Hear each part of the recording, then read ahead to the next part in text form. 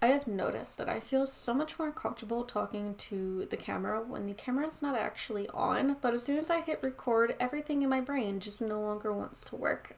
Hi, and welcome to my channel. If you are a returning viewer, hi, welcome back. If you are new, hello, my name is Maddie, and I am a self-taught body painter and special effects artist, and this is my channel.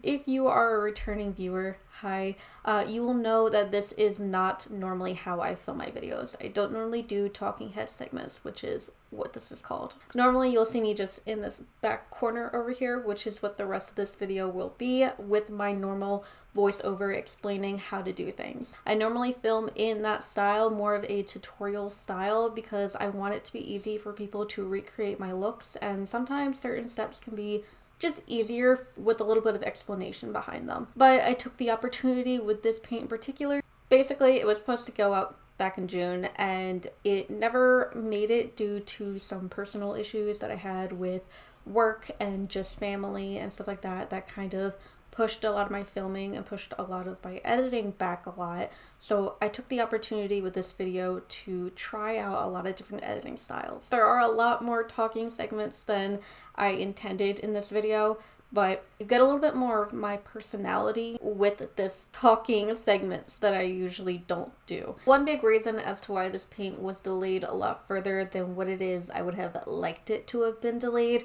was because of work. I don't like to blame work for my misfortunes when it comes to my paints, because I am very fortunate enough that my job allows me to go to work with these extravagant paints on me. I had already had every aspect of this paint completely planned out and already sketched on myself. I was as far as already blending my colors when unfortunately I received a phone call from my boss at the time. This phone call was basically to ask if I could come into work earlier. As always, I said yes. However, it only gave me about an hour and a half from what it is that I was filming to complete the look. And if you don't know anything firsthand when it comes to body painting or special effects makeup, it could take a really long time to complete looks. So it only gave me a little bit of time to pretty much finish up what I could, and I wound up going to work looking like this. Which wasn't bad, however, it was not up to my standard, so I decided to completely refilm this video, and that is where we're at now, with attempt number 2 at this beautiful rainbow pumpkin look. It was almost a blessing that this paint didn't work out the first time, because I didn't really like some of the elements, such as the way that the eye came out and the nose was made way too big the first time. So I appreciate the fact that I was given a second chance to make a version that was more to my personal standard when it comes to my work.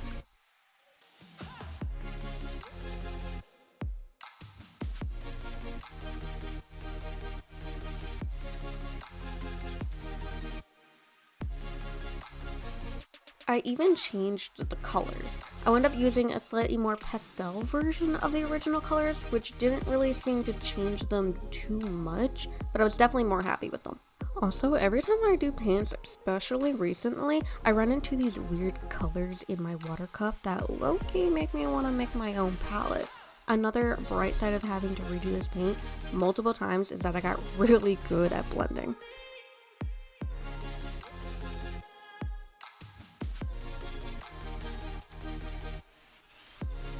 This is where I'm nervous, because I really like what I have so far, and I'm really nervous because I have an idea and I don't know if by trying to execute this last minute idea, if it's going to mess it up. Oh my god. I'm so nervous, I'm so scared. God, I don't want to do this for a third day.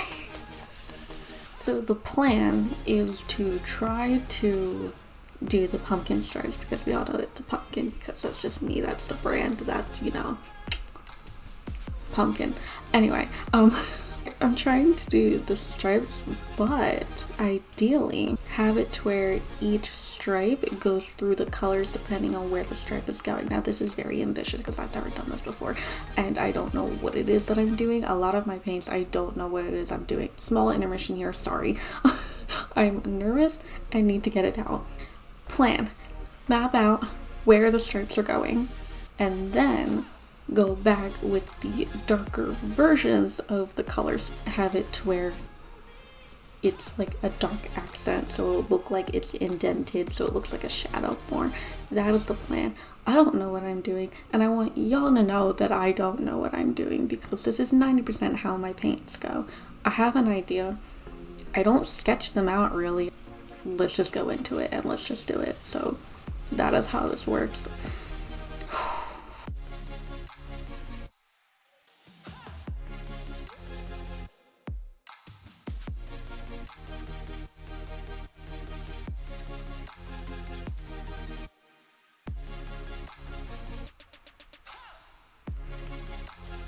Okay, hear me out. Scrap the first idea. We're gonna go with white lines, and we'll still like use eyeshadow and powder in, like, so that way it's not necessarily like, it'll still be white, but then have it to where the shadowing still is the darker version of each color, so that's still gonna like be cute. But instead of doing, because I always do black on the edges to kind of get the effect of like it was a mask and I'm unrevealing the mask, is generally what like the concept is, and or what the thought process behind doing it that way. What if instead of doing it that way, I did white as like the contrast on the edge? Or is that too much? Is that too weird? We're doing the white for the lines because I think that looks really pretty and I like the contrast. I'm a bright person. I like the bright colors, so let's go with it. Naturally, not being able to make a choice, I went ahead to Instagram to place a poll to get your guys' opinion. In the future, if you guys ever want to be part of my videos, this is where y'all can get insider looks of my paints and be part of the decision process.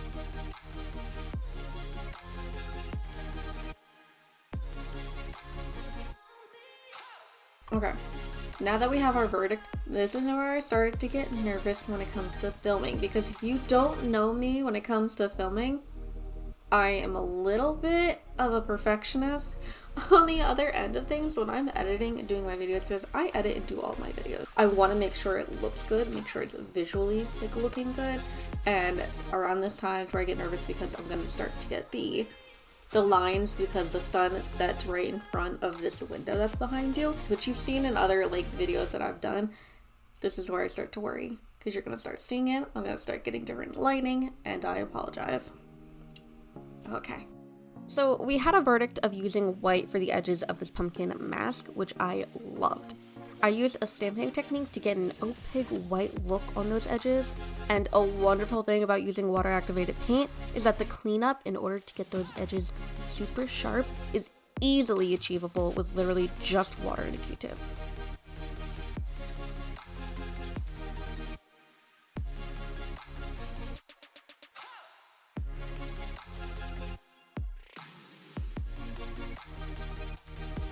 When it comes to those little details on either side of the white stripes, I'm using 3 different eyeshadow palettes. I used a 90% of my Spectrum palette from Profusion, but used a different purple and red from the other palettes because they match just a little bit nicer.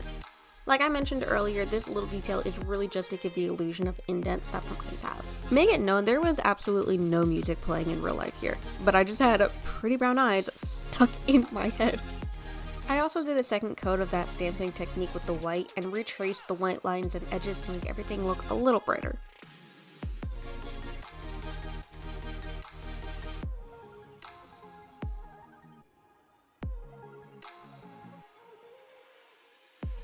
For the holes of the face, aka the mouth, nose, and eyes, we kept them black for that jack-o'-lantern kind of vibe. I was really happy redoing these because I was able to make the nose smaller and give the eye more of a defining shape and make it not just look like a blob.